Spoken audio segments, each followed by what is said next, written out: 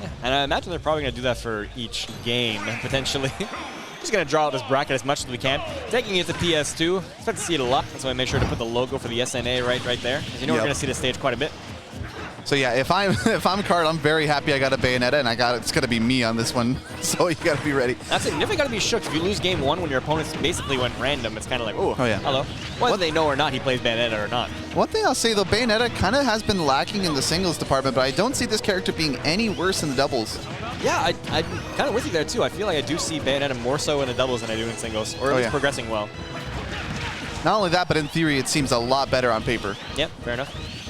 We'll have to see what more it can be done, though, because Bayonetta is a character that's really heavy on the offense, but not too much on the support side. Oh, but easy punish right there, almost getting the KO. Let's see much more. Then let's say another thing to say that Polar is also someone that's pretty accomplished himself, not just with Pokemon Trainer or Rob, but with a multitude of characters, I feel. And I love the fact that Kingsrock is actually rocking the wild card tag, as if we didn't really know where the wild cards were on the other team. Exactly.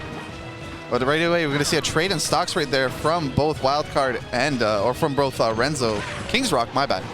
I'm looking at the tags and I'm not looking at their tags, if that makes sense. Yeah, the real homies are the ones that like make their tags their tag. Tags. Yeah.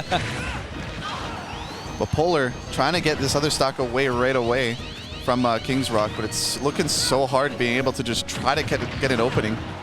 Because Kingsrock, I noticed one thing is that I rarely ever see him approach. And anytime he does, it's with like intent to like whip punish. Really rare that I see him, you know, kind of make a commitment on its own. Definitely not a player to go up in front and just go into your face. He's really going to wait for you to make a mistake and kind of punish you for it. Oh, yeah. Don't really have that luxury in doubles as much because there's a lot of things flying around. You don't get the chances to kind of lay back. But gets the stock off right there on Polar with his Chrom. It's definitely the first time I'm going to see the Polar's Chrom for sure. Oh, yeah. I will say, though, a lot of the sorties are not super hard characters to play in this game. No, for sure. But the zoning, you have to understand that there's like a kind of flow that you have to realize with these characters before you get to being really good with them. Because you got to be careful because they're extremely volatile when it comes to the recovery. Speaking of which, how did Kingsrock living to 179% right now? Keep in mind, he's not the heaviest character on this stage right now.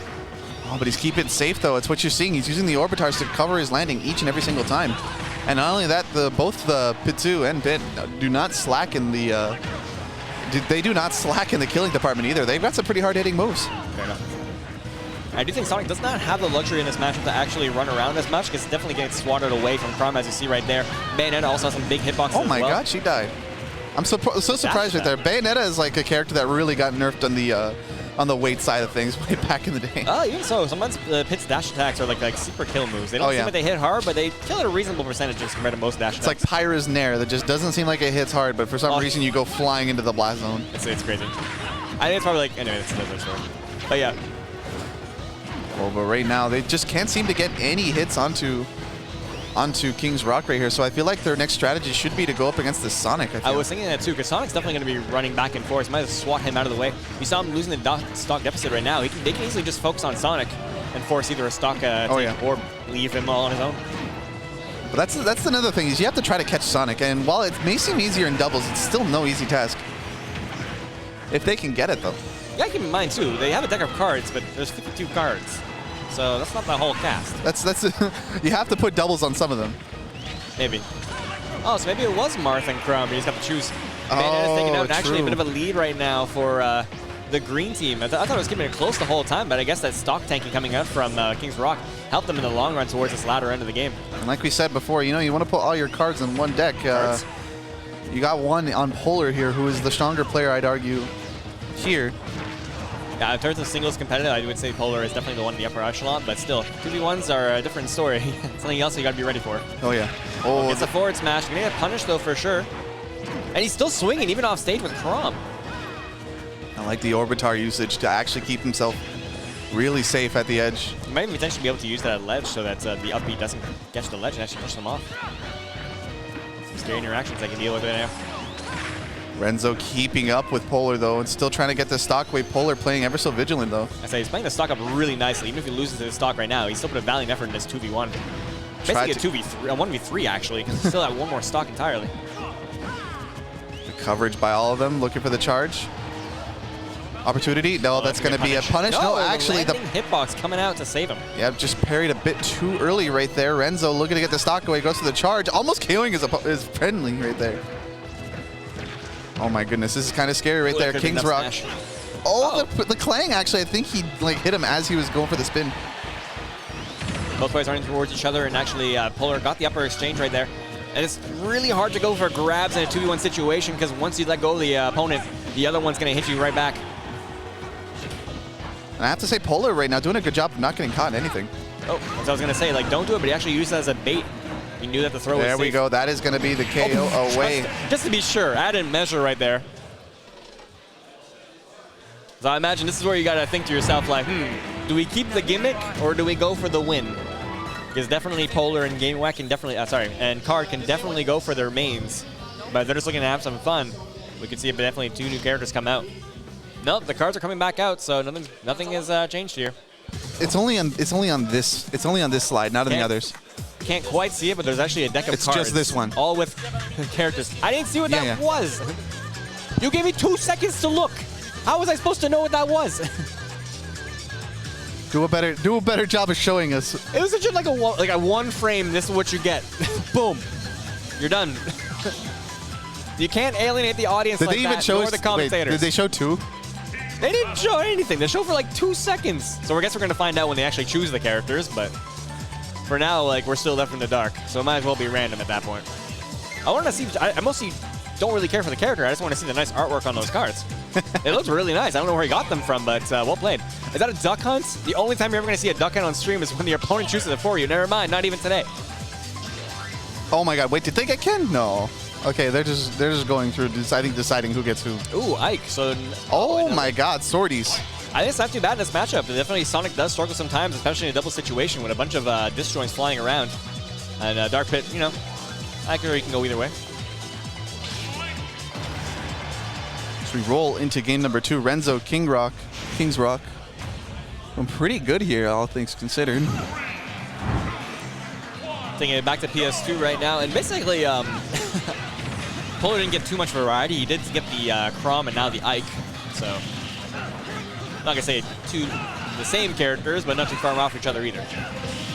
Sending off right away, both kind of in control right now. Green team got maximum stage coverage. Kaard, I don't know, like, yeah, they have to be confident in their character picks if they know they can play this many characters in a bracket setting where people are vying for the win, you know?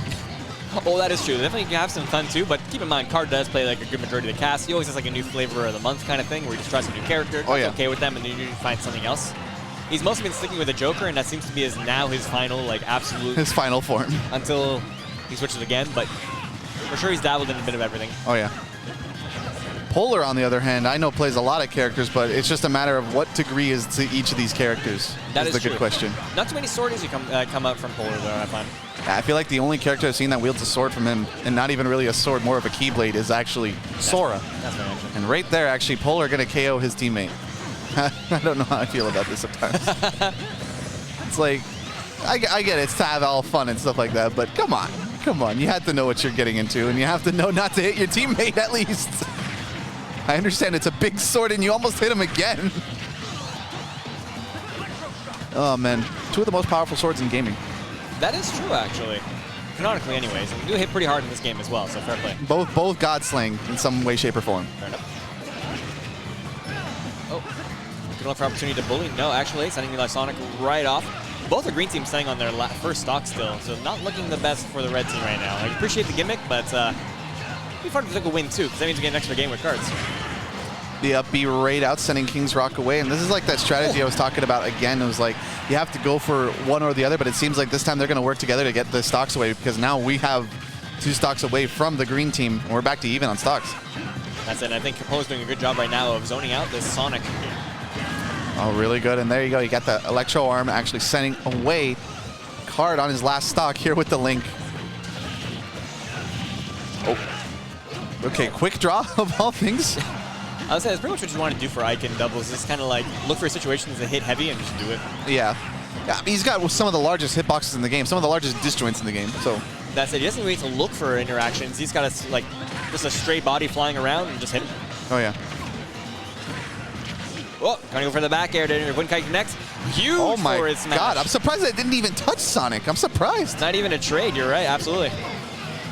Good confidence in the character right now. That is a big hitbox.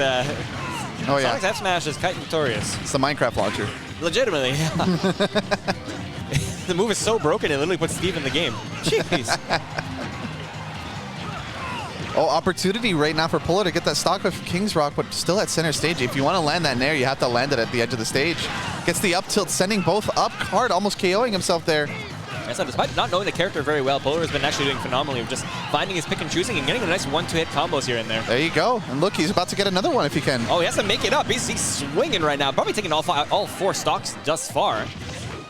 Kaard with the edge guard. No, he's actually going to pineapple himself under PS2. Not like this. And once again, we have poor Ike on his lonesome, or Polar on his lonesome. Now with a different character. And he's getting caught. No jump, by the way. Yeah, definitely lacks the mobility. That's what I was looking for. Oh, it still works. I had that idea in my head, and I thought that would be a thing, but didn't quite pan out that time around. Well, for the quick draw, looking to go high, but this time opts to just go for it. Oh, Renzo, you got to be careful. Yeah, I do not know what that eruption was. That's it. Unfortunately, if they were at high percentage themselves, Ike definitely get some stray hits to take the win, but definitely lacking the mobility that he had with Crom to really get around this. And the green team has just like a good mileage on the ground right now, covering all options. Gets that back air. There we go. Disgusting angle, and that's going to be it. But as you see, the red team did take that loss, but they had fun with it, so that was the whole point. Nonetheless, that is very important. I do like their gimmick. I thought it was going to be a gimmick within the game, but to me, it was actually a gimmick outside the game. So they played the gimmick is exactly what they are the gimmick. Yeah, it is all them. That's it. In case you missed it, you're just tuning in now, and you're kind of wondering